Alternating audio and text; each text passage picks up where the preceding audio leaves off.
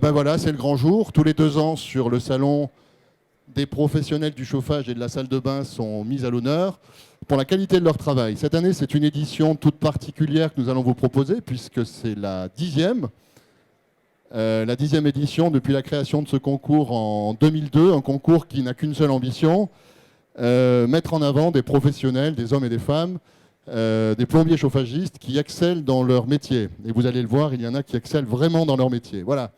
Avant d'entrer dans le vif du sujet, de vous présenter nos gagnants pour cette édition 2019, je voudrais accueillir le président du salon, Pierre-Louis François, qui est également président du groupe Atlantique, si vous voulez bien nous rejoindre. Et François Frisquet, président du groupe du même nom et président du syndicat Uniclimat. Voilà, merci d'être avec nous.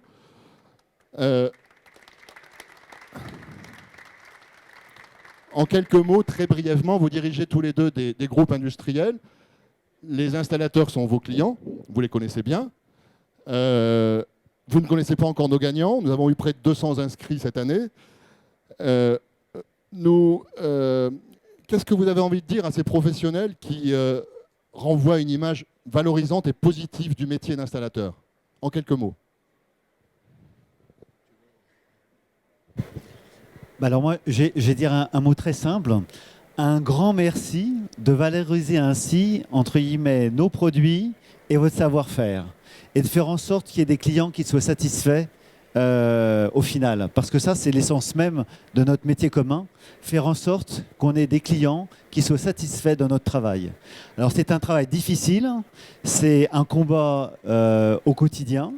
Les industriels essayent d'apporter une qualité de produit, l'innovation, mais vous avez un rôle fondamental là-dedans parce que vous mettez en œuvre nos solutions. Et en plus, vous faites preuve de beaucoup d'inventivité parce que vous devez vous adapter par rapport, je dirais, aux situations, au terrain, et vous arrivez toujours à faire des choses incroyables. Et ces trophées de l'installateur illustrent vraiment le travail que vous réalisez et votre ingéniosité. Alors un seul mot, merci et bravo. Merci. Monsieur François. Peut-être en complément, on a souhaité cette année, avec Reed et l'organisateur du salon, porter l'accent sur les problématiques de ressources humaines.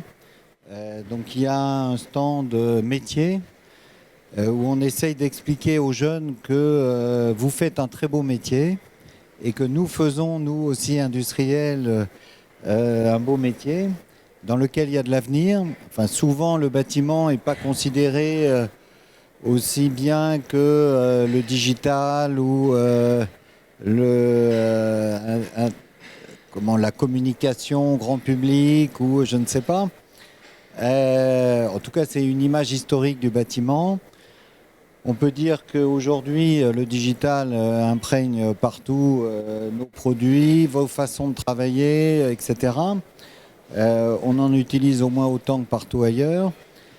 On peut dire aussi qu'il y a énormément d'opportunités pour les jeunes. Et donc, si ensemble, on peut véhiculer cette image et continuer à attirer des talents, on sera très très heureux de le faire. On le fait aujourd'hui, mais c'est aussi au quotidien, chacun d'entre nous, qui avons apporté ce message auprès des nouvelles générations. Merci. Pierre-Louis François, François Frisquet. Merci beaucoup. Alors, le jury ne me contredira pas. Ça a parfois été un véritable casse-tête cette année pour départager les candidats. Nous avons eu des beaux dossiers, de très beaux dossiers, solides, très argumentés. Le jury, je vais vous le présenter. Par ordre alphabétique, nous avons avec nous donc Sébastien Bayot, qui est responsable des plombiers chauffagistes chez les Compagnons du Devoir. Emmanuel Bavou, de GRDF. Philippe Herbulot du Bureau d'études et efficience. Pascal Housset, je suis obligé de montrer du doigt, on lève la main.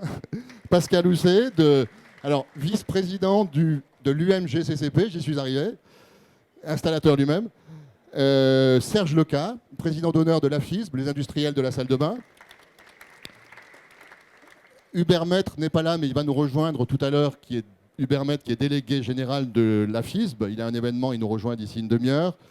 Jérôme Maldonado, responsable technique chez Uniclimat, au syndicat Uniclimat. Et Jean-Claude Tinchamp, également des Compagnons du Devoir. Voilà.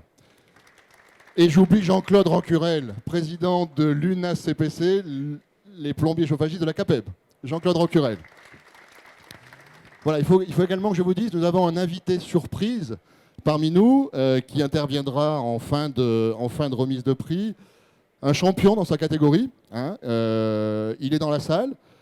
Je vous le présenterai tout à l'heure. Il nous dira quelques mots à l'issue de la remise des prix. Voilà, je voudrais également profiter de ce moment pour remercier les partenaires de cette 10e édition des Trophées de l'installateur. Alors, dans l'ordre alphabétique, Butagaz, EFI, GRDF, Laurence, Calibat, Testo et Tubest. Voilà, merci. Et maintenant, le palmarès, nous allons remettre 6 prix. Le prix du génie climatique, le prix du pro de la salle de bain, le prix du pro de la salle de bain accessible, les salles de bain accessibles pour personnes à mobilité réduite, un prix de la dynamique commerciale, le prix du métier au féminin et enfin, comme à chaque édition, un prix spécial GRDF. Nous allons commencer par le prix du génie climatique. Dans son dossier, l'installateur devait présenter une installation, un chantier remarquable, au travers duquel il a fait preuve de professionnalisme. Nous avons eu de très beaux dossiers, hein, très solides, comme on disait, très techniques. Le gagnant de cette édition est un plombier chauffagiste, plombier chauffagiste dans une entreprise artisanale dans la Marne, à Doulincourt.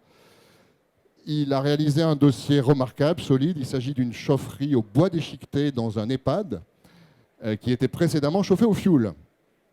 Je crois qu'il y avait également une pompe à chaleur en relève. Le chantier a été réalisé avec beaucoup de maîtrise et c'est pour cela que le jury lui a attribué ce premier prix. Dans la catégorie génie climatique, je vais demander à notre grand gagnant de nous rejoindre. Il s'agit de Mathieu Grosmer, que j'invite à nous rejoindre.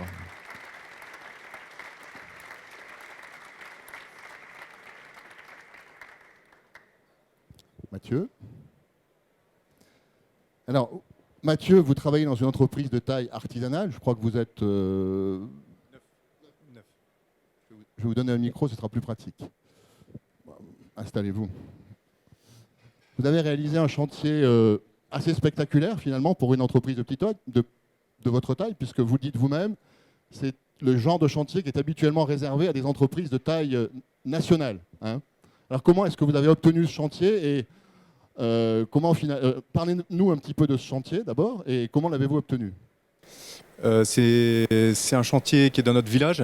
Oui. On a une clientèle de particuliers essentiellement et quelques collectivités, dont cet établissement. On avait la maintenance depuis plusieurs années et on a profité d'un appel d'offres sur ce chantier.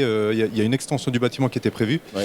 On en a profité pour proposer la rénovation de la chaufferie et particulièrement une chaufferie au bois déchiqueté parce qu'on a la campagne, on n'a pas de gaz de ville, on n'a pas beaucoup de choix écologiques en tout cas.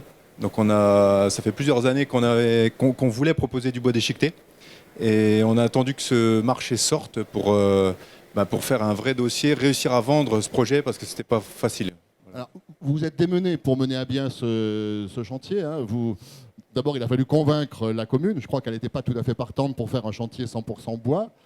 Vous avez réalisé un calcul de retour sur investissement. Vous êtes allé chercher des subventions. C'est ça. Vous êtes même assuré que la production de bois serait locale et que la commune, la production locale serait suffisante pour une année d'exploitation. Est-ce que vous travaillez toujours de cette façon? Enfin, c'est un chantier qui est peu courant pour votre entreprise, vous le disiez. On fait, bien sûr, notre clientèle de particuliers, on essaye de faire du sur-mesure et proposer des solutions adaptées. Là, on l'a fait pour la première fois pour une collectivité et un chantier de plus grande ampleur. Et il fallait faire un dossier vraiment carré avec des chiffres, des retours sur investissement pour convaincre les financeurs, aller chercher les subventions. Sinon, on n'aurait pas réussi à vendre ce projet, quoi, c'est sûr. D'accord. Vous avez installé une chaufferie mobile, si je me souviens bien, puisque Oui. vous étiez en site occupé. La maison de retraite ne s'est pas arrêtée de vivre pendant que vous faisiez les travaux. Donc vous avez amené une chaufferie mobile. Et je crois même qu'il y a un système d'aspiration centralisé des cendres aussi. Oui, on a voulu. Alors cette chaufferie, elle est au sous-sol, donc on a été obligé de penser à beaucoup à la maintenance, faciliter la maintenance, et on a réalisé un système d'aspiration centralisée pour l'agent de maintenance de l'EHPAD, pour qu'il ait pour que ce soit simple à entretenir et qu'il y ait très peu de maintenance par l'agent d'entretien. Ouais. D'accord. Votre dossier est assez impressionnant, il fait 80 pages. Bon, je ne l'ai pas amené, j'aurais pu l'amener. Il fait 80 pages, il regorge de schémas techniques, d'études, de calculs. Tout y est en fait, hein. Même les phases de mise en service et de réglage. Vous travaillez toujours de cette façon-là? Oui, pareil, on est assez fiers de dire que on vend tout ce qu'on vend, on se forme avant de le vendre pour pouvoir bien le vendre. Et on assure le SAV derrière. Ça, c'est important. Les clients sont reconnaissants de ça. Et j'estime que c'est important. C'est pas le tout d'installer. Il faut assurer la mise en service et la maintenance. Bon, on a été quand même assisté par le fabricant. Le fabricant nous a validé la mise en service, mais on est quand même en partie autonome pour la mise en service. Ouais. C'est le plus gros projet que vous ayez eu à faire jusqu'à présent. C'est un peu le chantier de votre vie, non? En termes de dimension, oui. C'est sûr que c'est le plus gros chantier qu'on a réalisé. Ouais. En tout cas, le jury a beaucoup apprécié. On peut peut-être leur demander, je ne sais pas qui veut dire un mot. Sébastien? Allez, viens. Ouais, vaut mieux. Ouais. Alors, je pense que je vais parler un petit peu au nom de tout le jury. Nous, pour notre part, le chantier nous a vraiment semblé en tout point, on va dire, dans ce qu'on appelle chez nous les compagnons l'excellence, parce que vous avez été chercher dans le détail. Il me semble même que vous avez repeint aussi la chaufferie. Oui. Vous-même. Oui. Et voilà, typiquement, ça c'est le genre de détail qui fait la différence. Vous avez fait aussi de la tôle aluminium, ce qu'on retrouve quand même rarement dans cette catégorie d'installation et cette taille d'installation. Et puis surtout, vous avez intégré des appareils, enfin des générateurs qui demandent normalement beaucoup d'espace pour pouvoir les entretenir correctement. Et vous avez réussi à les intégrer d'une manière vraiment très cohérente. Et donc voilà, c'est vraiment ce qui est ressorti sur ce chantier-là. Bravo, un grand bravo. Jean-Claude, merci. Jean-Claude Rancurel. Ouais, je voudrais dire un petit mot en tant que aussi artisan chauffagiste et représentant justement des métiers par ma position de représentant de l'Union nationale des artisanales, des couvreurs, des plombiers, des chauffagistes, que là on récompense l'excellence. L'excellence dans la gestion du chantier de A à Z. C'est vrai qu'on le dit, Sébastien aussi l'a dit, c'est vraiment une gestion, vous avez pensé à tout. Et justement, on oublie trop que dans le confort, là c'est un confort d'un EHPAD, donc c'est très important. La continuité aussi, vous avez tout, c'est ça qui nous a estomaqué, qui nous a dit, ils ont pensé à tout. Et pour une petite entreprise artisanale, c'est chapeau, je dis chapeau. Et voilà, donc il ne faudrait pas oublier justement la profession est un peu attaquée de tous les bords, que le savoir-faire est là, et que pour une installation qui marche, il faut avoir qu'il y a de la réflexion en amont, il faut avoir du savoir-faire derrière pour installer, et les artisans, les entreprises artisanales sont là pour le faire. Et cette entreprise-là a prouvé que des entreprises artisanales pouvaient se positionner sur pas simplement de l'installation, la petite installation, mais dans l'installation assez conséquente. Voilà, c'est ce que je voulais dire. Merci. Voilà qui est bien dit. Merci. Merci. Écoutez, en tout cas, on vous souhaite beaucoup de chantiers comme ça. Félicitations. Pour vous remettre votre prix, j'appelle la société Laurence, qui est dans la salle.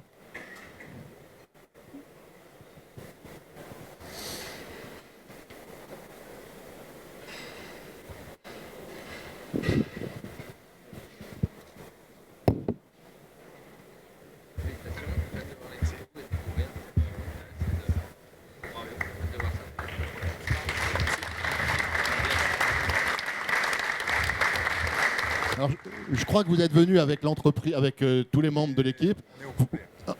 Si on peut faire rapidement, vous pouvez leur demander de venir. On va faire une petite photo. Enfin, vous pouvez vous faire prendre en photo. Passez devant, c'est quand même mieux. Merci.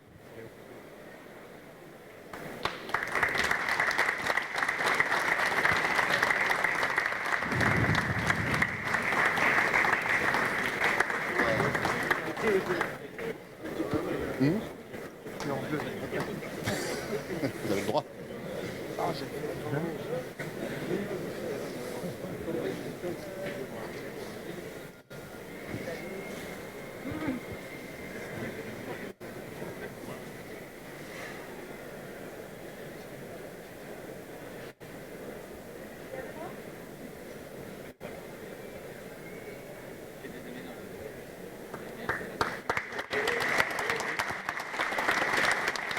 Bien. On se revoit après. Oui, bien sûr. Voilà, Mathieu Grosmer, entreprise de la Marne. Dans cette même catégorie génie climatique, le jury a également attribué un coup de cœur. Alors le gagnant n'est pas tout à fait un inconnu puisqu'il a déjà gagné un coup de cœur cette année au tout premier trophée européen de l'installateur que nous avons organisé à Francfort. Pour la première fois, nous avons expatrié nos trophées en Allemagne. Je vais demander à Simon Martinez de nous rejoindre. Simon Martinez de l'entreprise Seven Comfort à Alès.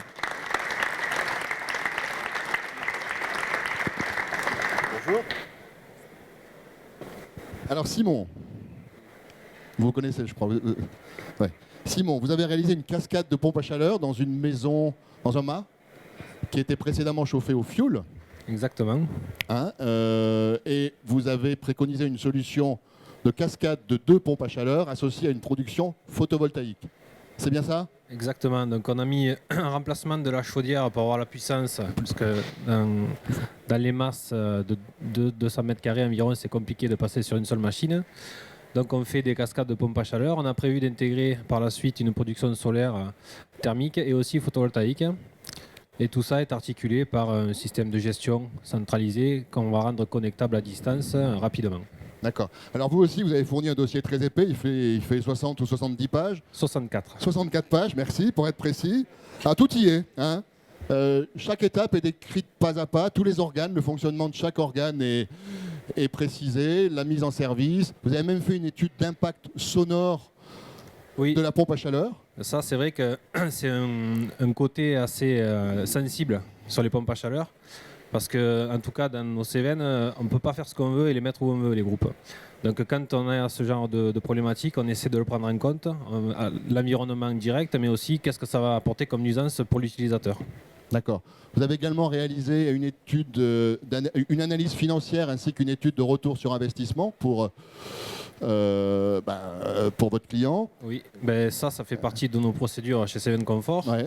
Quand on vend une installation, on explique aussi à la personne qu'est-ce qu'elle lui apporte d'un point de vue technique, mais aussi financier, et en combien de temps elle va l'amortir. Voilà. Vous avez eu des difficultés particulières sur ce chantier?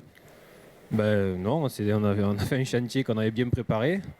On travaille avec des produits qu'on connaît bien de marque Panasonic, donc on n'a pas de soucis en général. À partir du moment où on prépare bien les choses, ça se passe bien, quoi. Bien. Et vous travaillez toujours avec la même application ou uniquement lorsque vous montez des dossiers?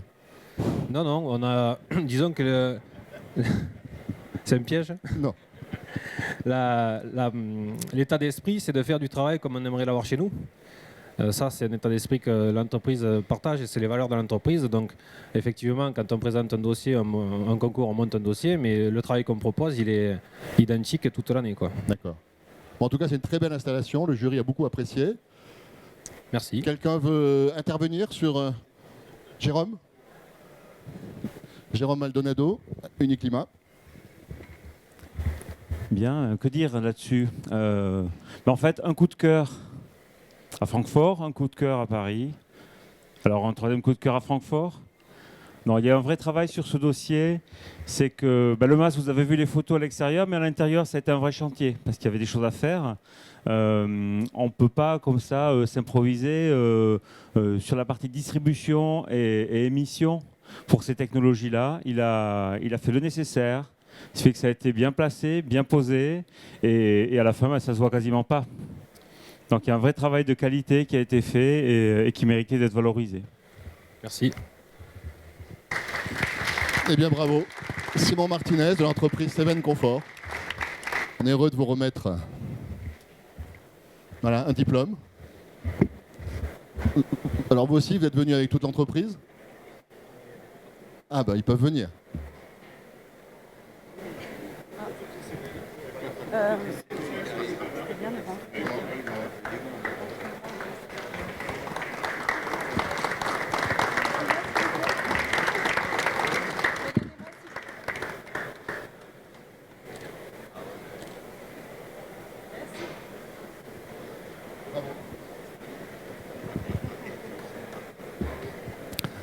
Eh bien, on reste dans le chauffage avec un prix spécial décerné par GRDF, un prix qui récompense une installation fonctionnant au gaz naturel.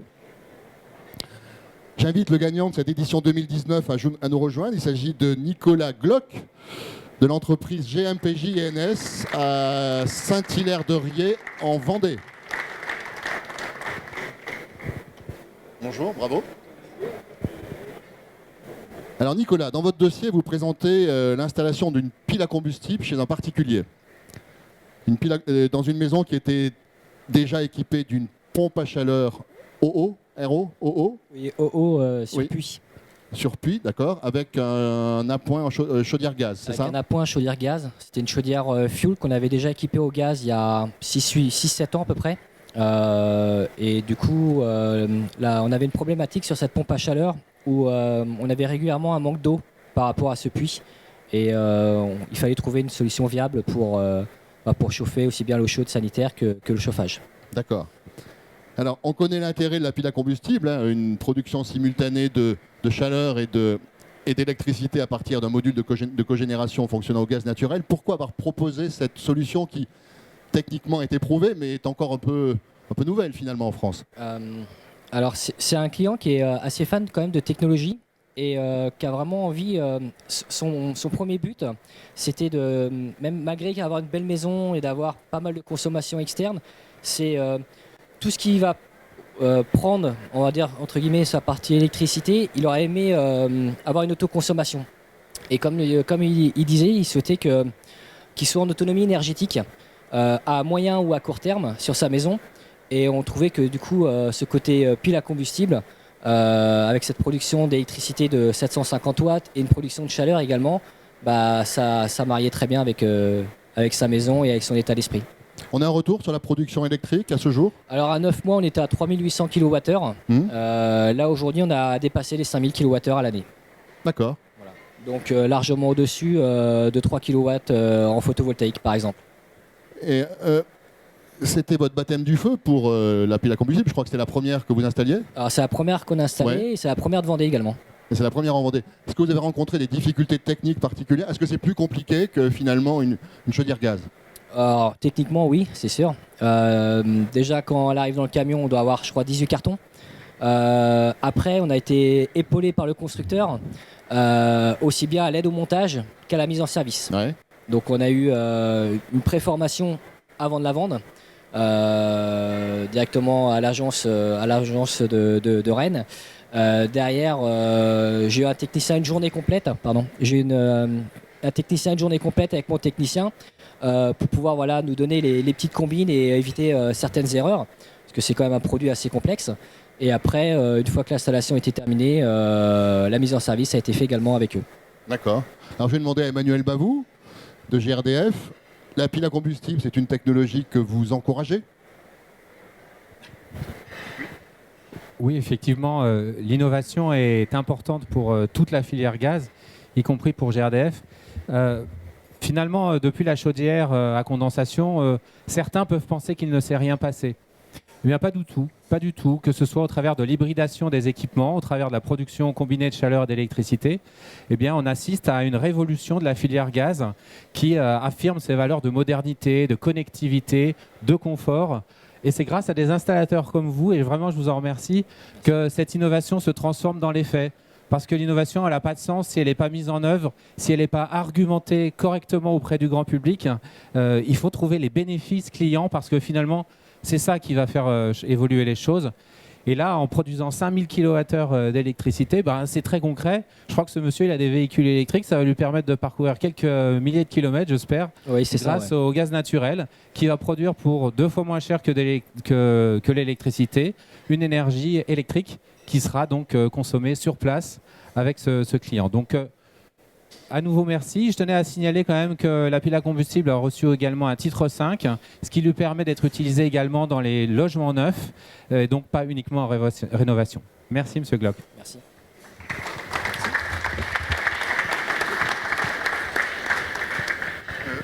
Emmanuel ? Oui, avec une photo, c'est bien. Je laisse. Voilà.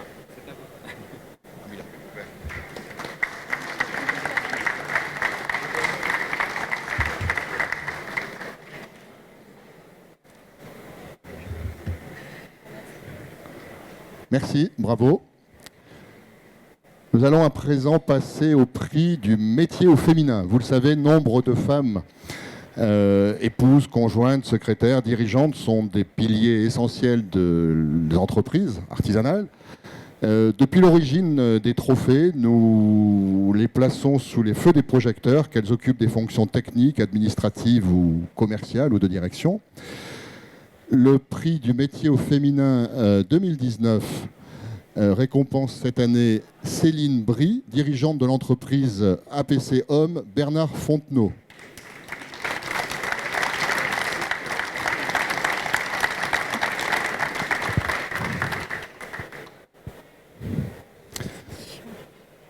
Céline, vous avez tout changé dans votre vie en fait. Vous étiez cadre dans une entreprise industrielle. De vente par correspondance. De vente par correspondance. Et puis, un jour, vous avez décidé de tout changer. Vous avez passé un CAP d'installateur sanitaire. Oui. Et vous avez racheté une entreprise de plomberie chauffage qui avait pignon sur rue, l'entreprise Bernard Fontenot. Oui. Qui est située à Loumeau, côté de La Rochelle. À côté de La Rochelle. Pourquoi avoir tout changé ? Août 2015, je suis sortie de mon dernier poste de directrice opérationnelle. Et à ce moment-là, je me suis dit, je vais faire pour moi ce que je fais pour les autres depuis des années. Ça faisait des années que j'aime beaucoup le bâtiment, le travail manuel. J'ai rénové des choses à titre personnel. C'était pour moi le passe-temps. C'est-à-dire qu'il y a ceux qui font du sport le week-end. Moi, je faisais du bricolage. Et puis, je me suis dit, c'est le moment. Puis, il y a un moment, il y a des signes. Et c'était sûr, c'était le bâtiment. Je voulais un métier technique, réglementé, parce que quand on regarde un petit peu les secteurs du bâtiment dans les années, comment ça se passe, c'est assez cyclique. Et quand on engage une famille, moi j'ai fait ça à 45 ans, donc c'est pas très évident. Je voulais à peu près assurer les choses. J'ai donc choisi la plomberie, qui était le seul domaine que j'avais jamais osé toucher, parce que ça peut être problématique si on se trompe. Et voilà, donc fin août, je sors de l'entreprise, et en octobre, j'ai attaqué mon CAP d'installateur sanitaire au CFA à La Rochelle. C'était aussi pour peut-être prouver à ceux qui étaient déjà dans l'entreprise que vous saviez de quoi vous parliez. Alors c'était indispensable. De toute façon, moi je savais que ce serait une TPE parce qu'après il y a une question de budget et puis je ne pouvais pas racheter quelque chose de trop gros. Et c'était évident que pour moi, je ne pourrais jamais racheter une entreprise si je n'étais pas capable de savoir, même si je suis tout à fait consciente des limites. Ce n'est pas parce qu'on a un CAP en poche qu'on est un professionnel, mais ça me permettait, de toute façon, je voulais faire mes devis, je voulais suivre mes chantiers. Donc c'était une condition sine qua non. Et quand j'ai attaqué, simultanément, j'ai cherché à prendre des contacts pour trouver l'entreprise. Et la condition pour aller jusqu'au bout du projet, c'était qu'en juillet, j'ai mon CAP avec de très bonnes notes. Parce que ça aussi, ça ne pouvait pas être minime. Ok. Comment s'est passée votre intégration dans ce milieu traditionnellement très masculin ? Est-ce qu'il y a eu des réactions, des anecdotes ? Déjà au CFA, il n'y avait pas de vestiaire fille. Donc voilà, premier jour quand je suis arrivée, avec des jeunes adultes, donc ils étaient un petit peu surpris. Je pouvais être la maman de la plupart, donc c'était pas mal. Et puis ensuite les clients, très surpris. Le besoin aussi souvent de justifier parce qu'ils ne comprennent pas pourquoi est-ce qu'on se retrouve apprenti à suivre une entreprise. Le banquier à convaincre. Pas facile. Et votre mari, il est d'accord ? Question ne se pose pas. Je crois qu'il est ici d'ailleurs. Il est ici. Et il n'est pas du tout dans le secteur. Pas du tout. Ouais. Il est graphiste. D'accord. Donc pas du tout dedans. Puis voilà. Et après, convaincre mon vendeur qu'il pouvait me confier son entreprise. C'était une partie de sa vie, 28 ans. Donc voilà. Bon, quel conseil vous donneriez aujourd'hui à Une femme qui souhaiterait se lancer dans l'aventure comme vous? Pas lâcher, c'est rien tout. lâcher, je crois que de rien lâcher. c'est ce que vous avez dit dans votre dossier. C'est clair, de rien de lâcher, bosser. ouais. Par contre, ça demande... alors, déjà, dirigeant d'une TPE, c'est beaucoup d'heures. Femme en arrivant dans un métier où on ne nous attend pas, c'est plus de travail encore parce que moi, je dois constamment faire mes preuves. C'est-à-dire qu'on va aller me chatouiller sur des choses, on va aller me poser des questions qu'on naturellement ne posera pas à un confrère. Voilà, il faut juste bosser. Bravo. Merci. Bravo. Alors, on s'est rendu compte en jury, lorsque le jury s'est réuni, on s'est rendu compte qu'en fait le jury était 100% masculin cette année. Vous pouvez constater, ils sont tous là. Mais on n'est pas beaucoup de femmes. Ouais, donc, qui veut... Messieurs, Jean-Claude. C'est vrai qu'il y a trop peu de femmes dans notre métier. Et c'est bien ce que vous avez dit. Vous avez dit, j'ai choisi la plomberie parce que c'est technique. Et c'est vrai que c'est un métier. Je disais avec Pascal, mon homologue, il disait oui, c'est vrai, c'est un métier. Le CAP, c'est un début, vous avez bien vu. Et tout au long de notre vie professionnelle, effectivement, la formation, c'est très important. Donc aujourd'hui, la formation est un peu malmenée également. Donc il faut vraiment soutenir la formation. C'est des métiers techniques qui, tout au long de notre vie, on doit se former. Et lors d'une diverses réunions que j'ai participé, c'est anecdotique, mais il y a un premier participant qui s'est présenté, il a dit bac plus 5. Bon, j'étais à l'AQC, bac plus 5, bon, ok. Et moi, j'ai dit bac plus 35 années d'expérience. C'est évident, Voilà. Toutes les certifications et la mise à jour. Voilà, tout à fait. En tout cas, merci pour et puis s'il y a, comme vous dites, il y a d'autres femmes qui veulent se lancer dans le métier, je pense que vous avez quelque chose à apporter en plus dans le métier. C'est différent, on a une vision différente. C'est vrai que jusqu'à présent, les femmes dans l'artisanat ont beaucoup accompagné le conjoint. Le mari, mais maintenant c'est bien que vous preniez la place finalement, la première place dans l'entreprise, c'est pas plus mal non plus. En tout cas, merci à vous pour le dossier, merci pour votre implication dans le métier. Merci Jean-Claude, si tu veux bien remettre.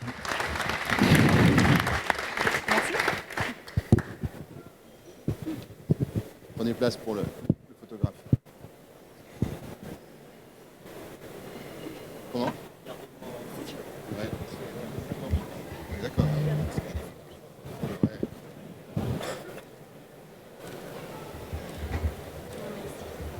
Merci, encore bravo. Alors, le jury a également décerné un coup de cœur pour un autre dossier très attachant. Une femme qui, on peut le dire, a consacré sa vie entière à la plomberie et au chauffage. Elle a femme d'artisan, elle a secondé son époux pendant toute sa carrière, son époux qui est aujourd'hui retraité. Et en même temps, elle était responsable d'un groupement d'installateurs, un groupement nantais qui regroupe une soixantaine d'installateurs, le GCAP 44. Je vais demander à Dominique Drevet de nous rejoindre. Je l'ai aperçue tout à l'heure, la voici. Dominique.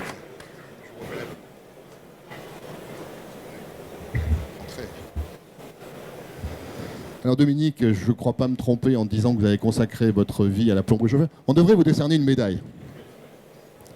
Racontez-nous un petit peu votre vie professionnelle. Il y avait le côté de l'entreprise où vous secondiez votre époux. Vous alliez même sur les chantiers. Oui, depuis presque 40 ans quand même. Depuis presque 40 ans. En fait, j'ai appris le métier sur le tas, puisque j'ai pas de CAP.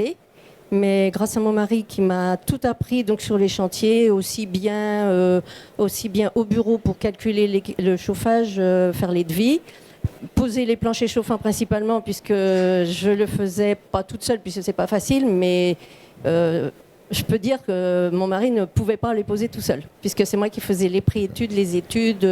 Parce qu'il faut le dire, il travaillait seul en fait. Il travaillait seul, voilà. Enfin, avec un apprenti, pratiquement pendant 40 ans, il a toujours eu un apprenti. Et ça, il y tenait. Il a été compagnon du devoir pendant sa jeunesse aussi. Oui. Et après, il a toujours pris des apprentis. Le groupement, alors je ne pense pas me tromper, j'ai eu un peu quelques échos. Vous êtes une vraie mère pour les adhérents du groupement, je crois. Vous avez constitué un tarif d'une cinquantaine de 50 000 références environ. Ouais. Vous organisez des formations pour les adhérents. Dès qu'il y a une question technique, réglementaire ou normative, c'est vous qu'ils appellent ils vous appellent pour avoir la réponse. Ça fait 20 ans. C'est un peu ça, non? Ça fait 20 ans. Ouais. Vous en occupez toujours? Oui, oui, c'est pas encore terminé. Ouais. Donc vous avez un peu de temps libre maintenant, vous avez l'entreprise en moins. L'entreprise en moins, voilà. Alors j'ai quand même accompagné l'entreprise qui a racheté la nôtre pendant 3 années, qui fait partie du groupement également. Alors le groupement, pour moi, c'est très très important parce que d'abord, il n'y a que des petites entreprises. Et les petites entreprises, toutes seules dans leur coin, c'est pas facile. Donc en fait, je les aide et c'est un peu plus facile pour moi parce que je suis allée sur les chantiers. Donc je connais les produits, je connais la pose. Et je ne pense pas qu'on puisse parler des produits sans les connaître vraiment. Là, aujourd'hui, encore tout à l'heure, un produit que je ne connaissais pas, il m'a dit que c'était normal. C'est avec 3 ou 4 ans que ça arrivait en France. Bon, ça y est, maintenant, je l'ai vu, je sais comment ça fonctionne. Il l'a démonté. Et ça va être plus facile pour moi d'en parler avec les artisans. Vous êtes une passionnée. Voilà. Bravo. Alors moi, ce que je dis aussi par rapport à la dame qui a dit tout à l'heure, connaître le métier, d'accord, mais je pense qu'il faut le vivre pour être accepté parmi les artisans essentiellement masculins dans la plomberie. Et je pense qu'il faut le vivre, le connaître et le vivre. Bon. Et c'est ce que j'ai fait depuis plus de 30 ans. Bravo, félicitations. Voilà. Merci.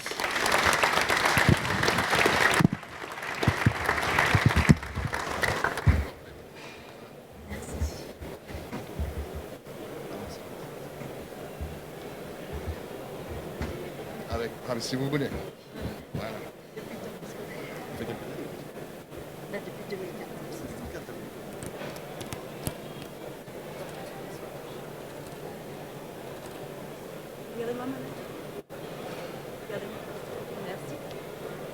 Merci. À tout à l'heure.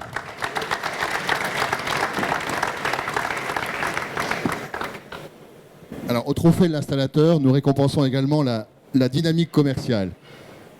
Là, il n'est pas question de chantier ou de technique, mais c'est une initiative originale ou une action de développement de l'entreprise qui est récompensée. Notre gagnant est une gagnante, et de 3. Et oui, les dames sont à l'honneur aujourd'hui. Elle a repris l'entreprise familiale il y a quelques années et y a insufflé un vent de dynamisme.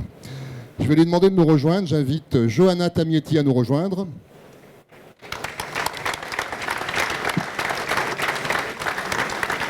Johanna de Volonne dans les Hautes-Alpes, c'est bien ça? Rebonjour. Dans les Alpes de Haute-Provence, je me suis trompé. Tenez. Merci. Pardon. Bonjour. Alors Johanna, dans votre dossier de candidature, vous avez présenté tout l'éventail de ce que vous avez mis en place dans l'entreprise depuis que vous l'avez reprise il y a... Alors en fait, j'ai intégré l'entreprise il y a 12 ans en tant qu'apprenti et j'ai repris l'entreprise il y a 5 ans. Apprenti technique apprenti, oui, j'ai fait un CAP de plomberie, un CAP de chauffage et d'électricité. Bravo.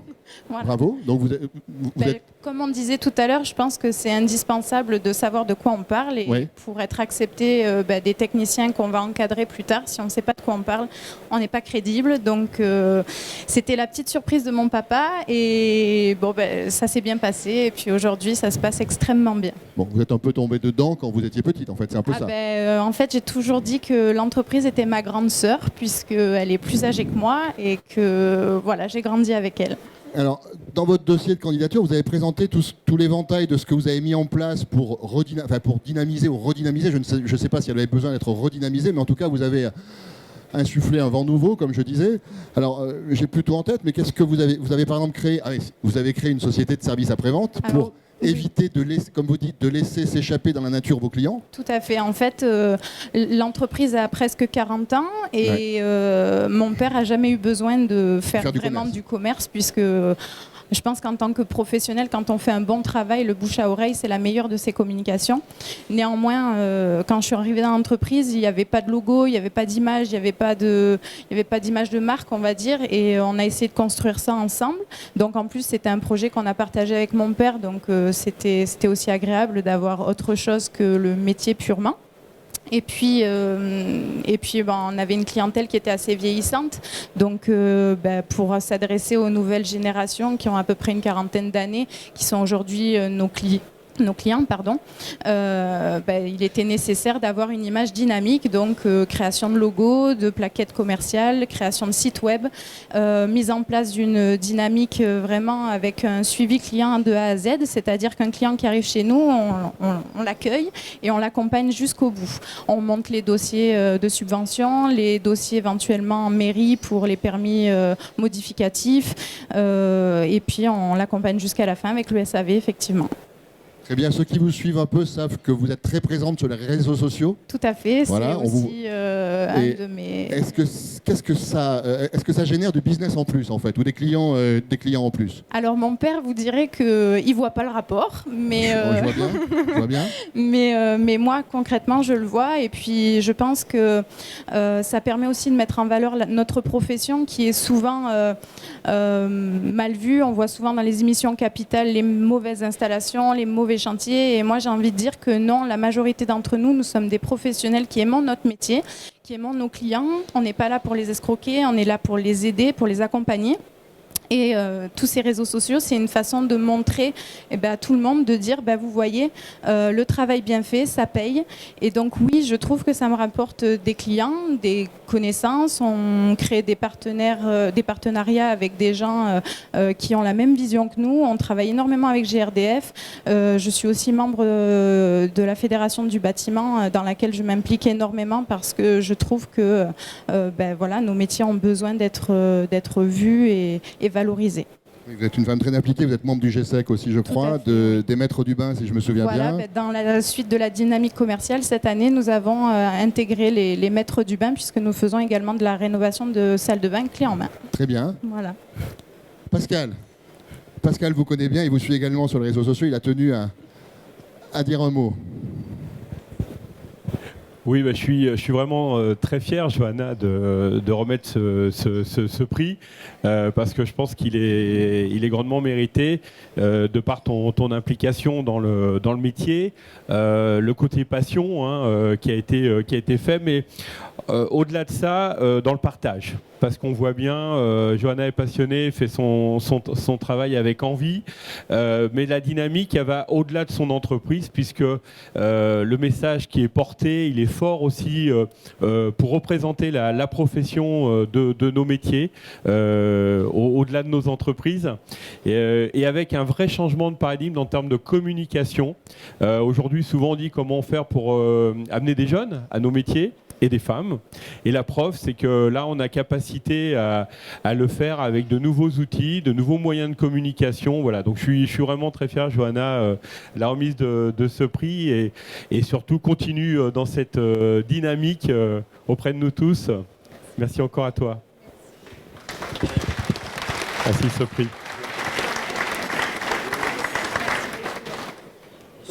Juste pour terminer, je voudrais quand même s'il n'est pas là, remercier mon père et ma mère, sans qui ça ne serait pas possible, parce que pendant que je ne suis pas là, c'est lui qui assure.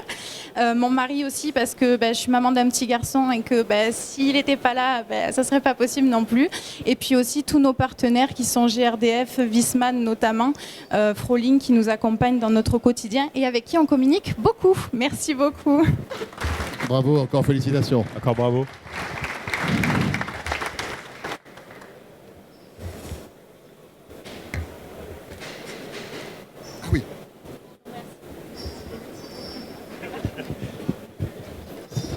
Merci Pascal.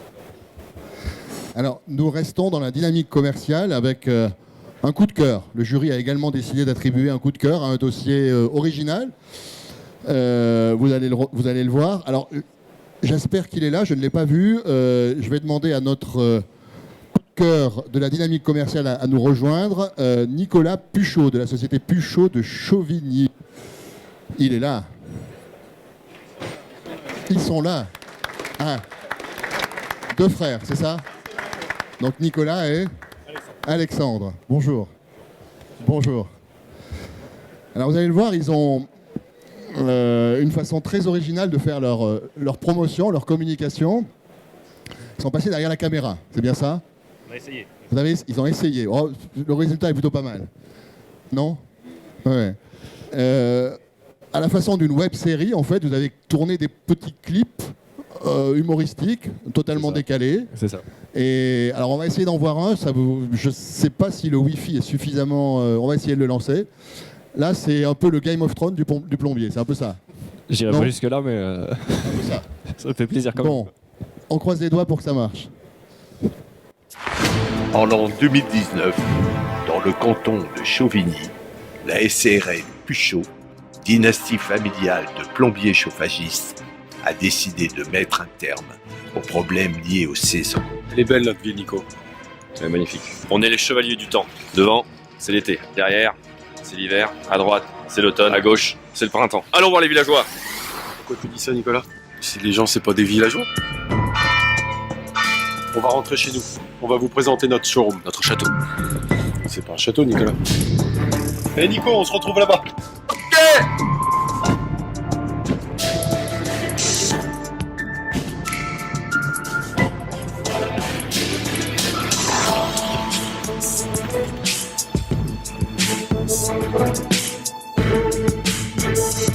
Moi, c'est Alexandre. Je m'occupe de tous vos projets. Projets de salle de bain, de chauffage, de climatisation, d'électricité. Moi, c'est Nicolas. Je m'occupe du service après-vente. Je règle tous vos petits soucis tracas du quotidien, plomberie, chauffage. Mais on est où, là? Dans notre château. C'est pas notre château, Nicolas. C'est notre showroom. C'est vrai. Le showroom, c'est mieux qu'un catalogue. Imaginez tout ça chez vous. C'est vrai. Et notre showroom salle de bain qui vous propose un large choix. J'ai plus de cheveux. Et moi aussi. Retrouvez-nous du 8 au 13 avril pour nos portes ouvertes. Je vais avertir les villageois. Pourquoi t'as laissé ouvert? C'est les portes ouvertes. Mais non, c'est du 8 au 13 avril. C'est un peu tôt, c'est vrai. Pensez-y, du 8 au 13. 8 au 13 avril. Le mois prochain, on se retrouve chez les villageois. Nico!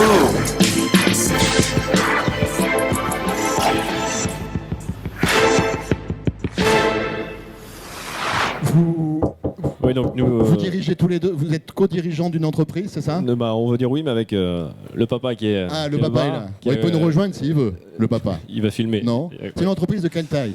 Nous sommes 22 aujourd'hui. 22, oui, c'est déjà une créé belle en 96 entreprise. donc par notre père. D'accord. Avec la maman, pareil, voilà, une entreprise familiale. Ouais. On a rejoint l'entreprise il y a environ 13-14 ans. Et du coup, voilà, un petit peu comme madame, on s'est investi sur la publicité, la communication, autres les prospectus, les salons, les foires, les Facebook, donc les photos sur les chantiers et travaux réalisés. On s'est dit pourquoi pas faire quelque chose de décalé pour parler de nous d'une autre façon. Et comment vous est venue l'idée finalement de faire des vidéos c'est un vidéaste amateur, non? Donc c'est venu, on fait de temps en temps quelques foires, 3 foires par an. Et on était à côté d'un collègue qui vantait des aspirateurs centralisés. Ouais. Et je me retourne et je vois c'est une petite vidéo complètement décalée. Et je dis putain mais c'est excellent ce que tu fais, c'est ton métier, voilà. Donc c'est venu comme ça. Et il m'a donné l'adresse et j'en ai parlé à Nico, j'en ai parlé à papa. Papa il a dit mais qu'est-ce que c'est que ton truc, c'est zéro. Voilà, bref. Et donc on a fait le pas et c'était vraiment plutôt sympa. En plus, voilà, on sort un petit peu des sentiers battus. Bon, le Wi-Fi a l'air de ramer un petit peu. C'est perçu comment par vos clients? Et d'ailleurs, vous les diffusez comment ces vidéos? On les diffuse via Facebook. Sur Facebook, oui. Via Facebook. Sur une vidéo, on a eu 26 000 vues. Combien? 26 000 vues. Pas mal. Mais c'est plutôt vraiment le truc sympa. De là nous dire que ça nous rapporte du business, non. Mais c'est vraiment le côté sympa. L'autre jour, Nico vient faire un dépannage chez un client X. Et le client, il l'a regardé comme ça, il a dit mais c'est vous le monsieur de la vidéo? Donc non, blague à part, c'est photographe à la sortie, voilà, c'est ça. Mais c'était plus cher pour lui. Ouais. Donc non, bref, non, vraiment le côté sympa. Donc après, faut pas en abuser. Voilà. Vous en avez fait combien jusqu'à présent? On a fait 5 ou 6. 5 ou 6, ouais. 5 ou 6, donc voilà. Non, vraiment sympa. Voilà. Et surtout sans se prendre au sérieux, c'est vraiment ça. Pour le public, comment est-ce qu'on peut les voir ces vidéos? Puisque bon, je crois qu'il va y avoir une petite déception là. Comment on peut les voir? Donc, principalement sur le Facebook de l'entreprise. Alors comment il s'appelle le Facebook de l'entreprise? SARL Puchot William. SARL Puchot. Ou sur YouTube par le biais de la société qui a monté la vidéo, Victoria Studio. D'accord. On retiendra SARL Puchot, P-U-C-H-A-U-D. C'est ça, William. Bon, désolé, un couac. C'est la photo Wi-Fi. Pas de problème. Ok, merci en tout cas, bravo. Merci à vous. On aurait bien aimé rigoler 2 minutes, mais... Ok. Bon, voilà, messieurs. Super. Merci à vous, c'est gentil. Merci.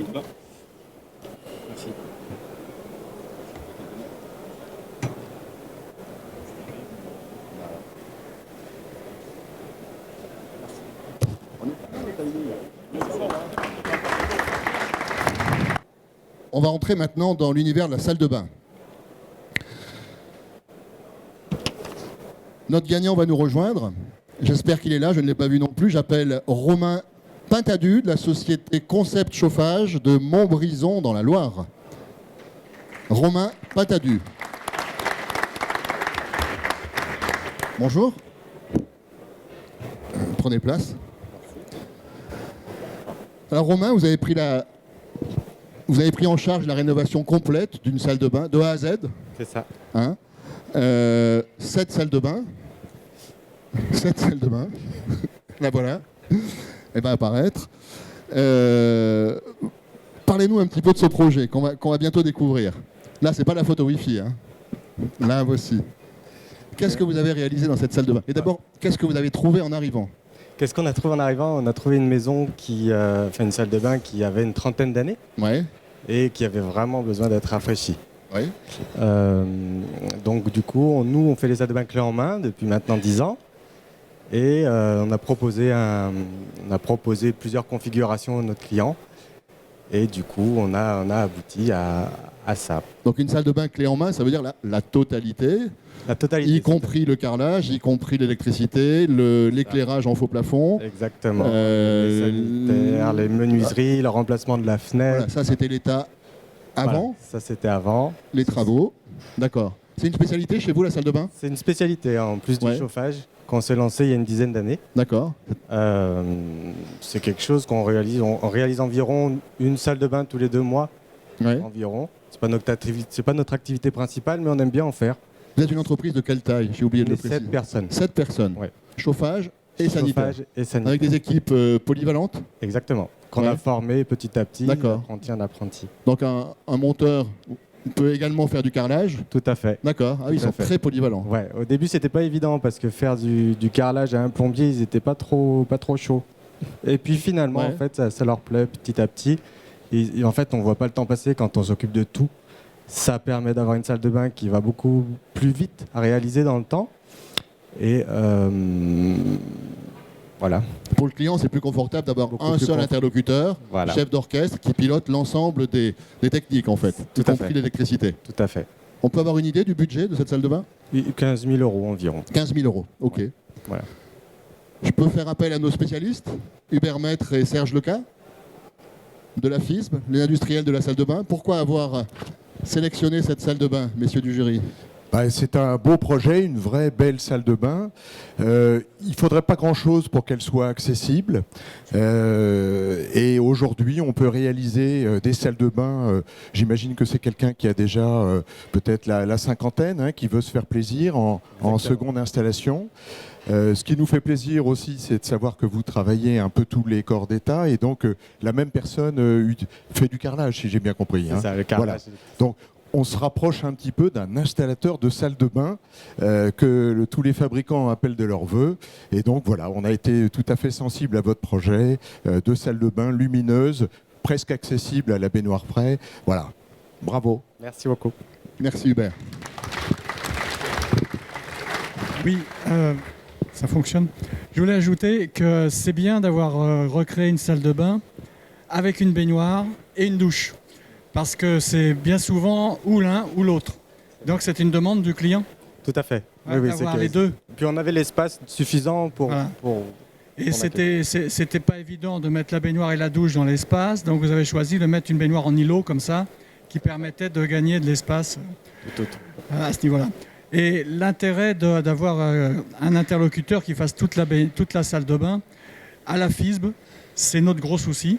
Et donc c'est pour ça que nous allons créer dans les mois à venir et assez rapidement, j'espère, avec l'Académie de la salle de bain, des professionnels de la salle de bain qui vont prendre en charge la globalité de la salle de bain, parce que en termes de formation, c'est pas comme évident. Vous disiez tout à l'heure, il y avait des gens qui font soit de la plomberie, soit du carrelage. Voilà. Et donc c'est un souci à la FISB de créer, pas un diplôme, mais au moins une formation que vous puissiez trouver des gens qui puissent faire toute la salle de bain dans sa globalité. Voilà, donc bravo. Merci beaucoup. Vous êtes précurseur. Merci pour ces témoignages. Hubert, Serge.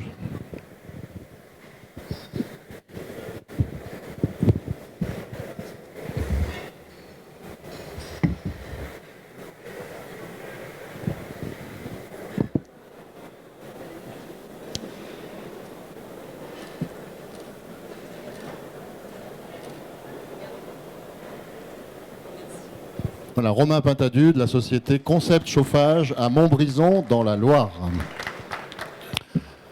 Nous allons passer à présent au prix des salles de bain accessibles pour personnes à mobilité réduite. Un prix que nous allons remettre à la société Main de Service, représentée par Caroline Baeza, sa dirigeante, qui nous rejoint.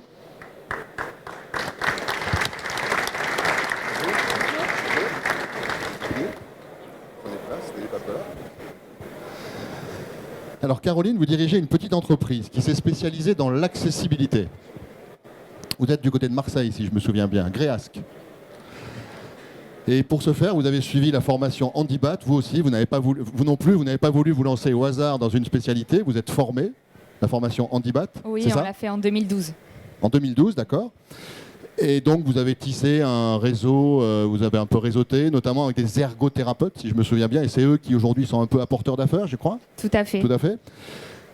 Et si j'ai bien compris, si j'ai bien lu, cette activité représente aujourd'hui une part importante de votre entreprise, puisque c'est environ 30 et 50% du chiffre d'affaires, c'est bien ça? En fonction des années, les salles de bain PMR, c'est entre 30 et 50% des entreprises, du chiffre d'affaires. Ça dépend des opportunités, de la taille des chantiers qu'on arrive à conclure. Ok. Dans votre dossier de candidature, vous avez présenté le réaménagement complet d'une salle de bain. Si j'ai bonne mémoire, c'est une personne qui a eu un accident, qui est contrainte aujourd'hui de se déplacer en fauteuil roulant, donc qui n'a plus sa mobilité. Et la salle de bain, enfin pas uniquement la salle de bain, mais je crois que tous les espaces ont dû être réaménagés. Est-ce que vous pouvez nous parler un petit peu de ce chantier? Oui, alors là du coup, vous voyez, sur ce chantier, on est parti depuis le départ. Avec l'ergothérapeute, on a repensé l'appartement. L'idée, c'était de pouvoir donner accès à cette jeune fille qui habite chez ses parents, et donner accès à la salle de bain. Il y avait une seule salle de bain dans l'appartement, et vous voyez, elle est entre deux chambres, et du coup, l'accès par la porte n'était pas possible. Du coup, on a pensé à casser le fond de la douche pour faire communiquer directement la salle de bain avec la chambre. Donc avec bien sûr accessible, donc douche à l'italienne. On a un accès suffisamment grand qui fait 1,40 m de large. Et on a posé une cloison, donc vous voyez la porte devant, là, c'est une cloison coulissante qui permet de fermer complètement l'espace. Et donc la jeune fille peut être dans sa chambre et quelqu'un d'autre peut utiliser la salle de bain sans qu'il y ait de vis-à-vis. On a aussi intégré un lavabo et un WC dans la chambre. Comme ça, elle a tout loisir de faire sa toilette, de prendre tout le temps qu'elle veut, sans être obligée d'aller dans le reste de l'appartement, ce qui était compliqué pour elle au départ. Les toilettes étaient bien sûr pas accessibles, les toilettes de l'appartement n'étaient pas accessibles, donc avec un nouveau WC, c'est devenu complètement accessible. On a repensé les ouvertures de portes, on a supprimé 2 cloisons aussi dans le salon pour agrandir les espaces.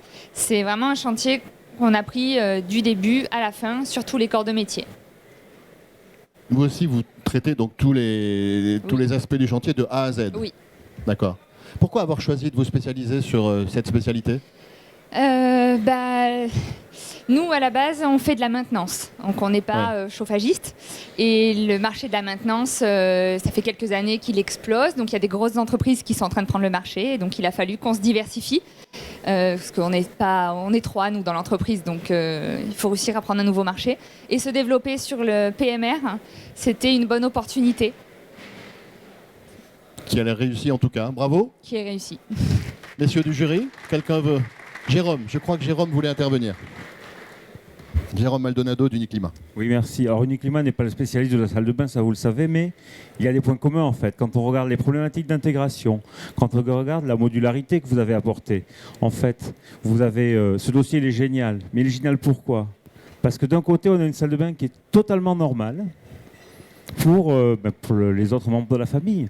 Et c'est cette même salle de bain qui, par ce côté modulaire que vous avez porté en ouvrant cette salle de bain sur la chambre, apporte le confort et répond totalement aux besoins de cette jeune femme.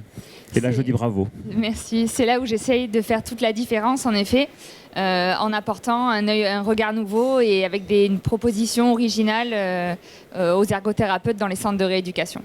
Eh bien, ça va réussir très bien. Continuez.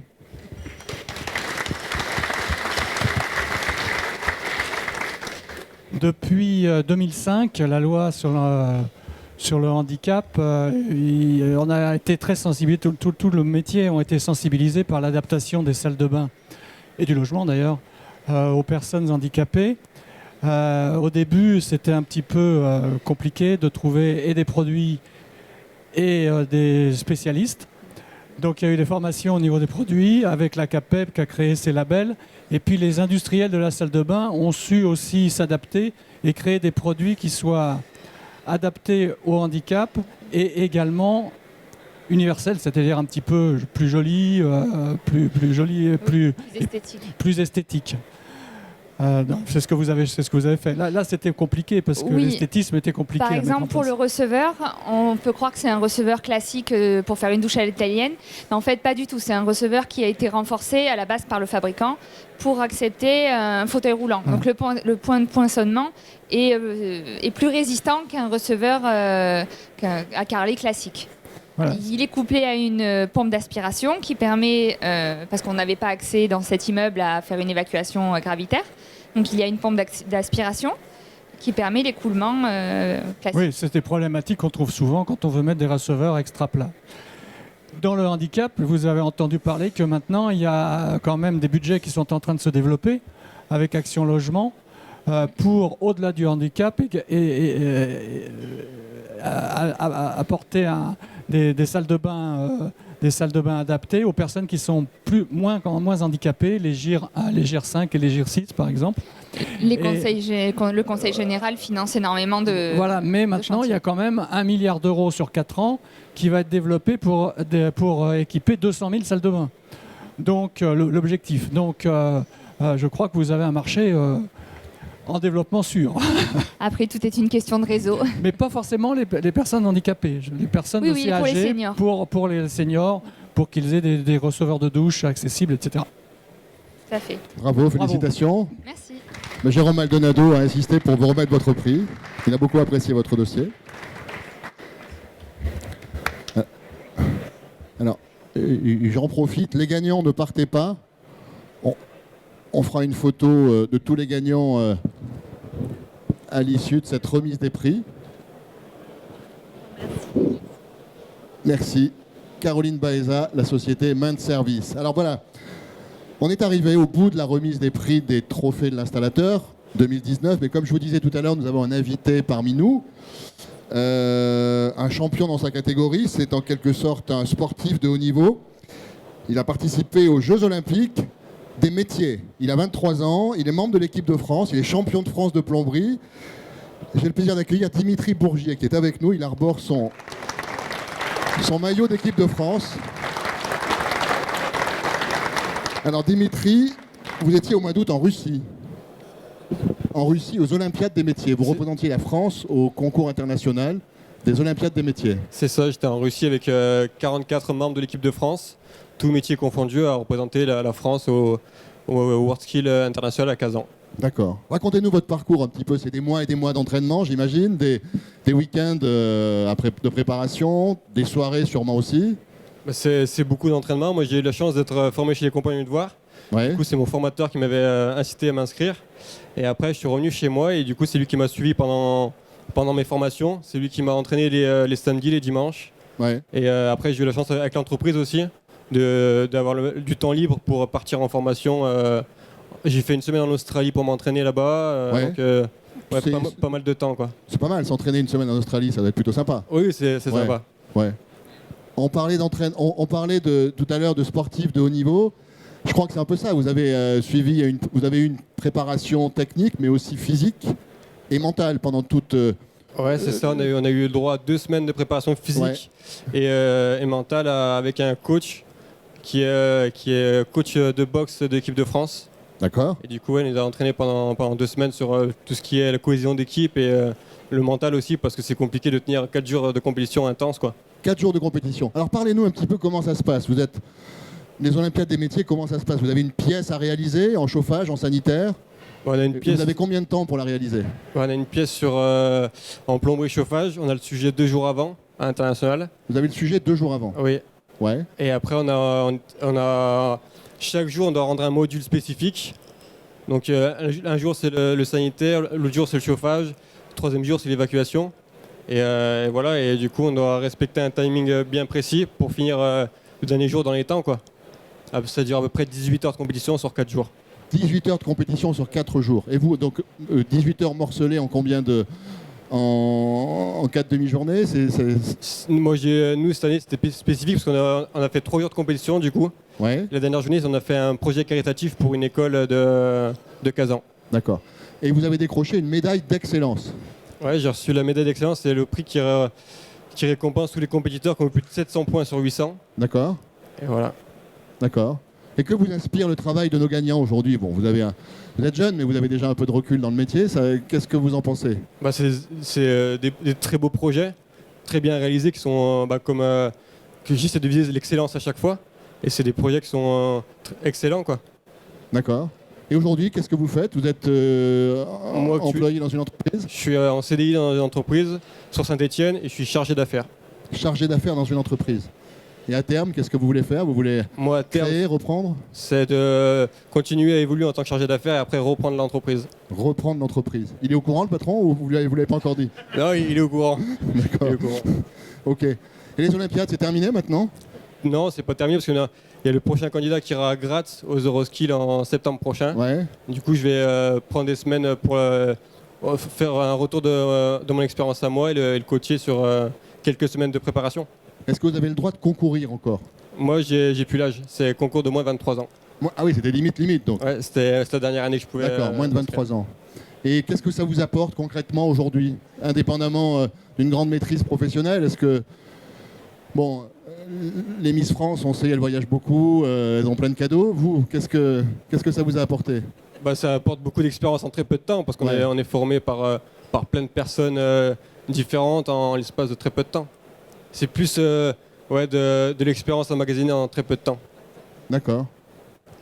Donc vous avez accumulé de l'expérience technique et professionnelle. C'est ça. Ok. Bravo. Merci. Bon, on peut l'applaudir, félicitations. Alors Dimitri va rester avec nous. Ensuite, puisque on vous invite à prendre un verre à côté. Vous pourrez lui poser toutes les questions que vous souhaitez échanger. Voilà, merci en tout cas, bravo. Alors nous sommes arrivés au terme de cette cérémonie. Je voudrais encore remercier encore une fois tous nos participants, les gagnants, mais aussi ceux qui n'ont pas gagné. On a eu près de 200 inscrits cette année. On a eu des très beaux projets, des dossiers, comme je vous disais tout à l'heure, très, très solides. Hein. Un grand merci également à notre jury qui est resté debout pendant plus d'1 heure. Merci pour leur implication. Merci encore à nos partenaires, aux partenaires de cette édition 2019. J'aimerais que tous les gagnants nous rejoignent pour une photo.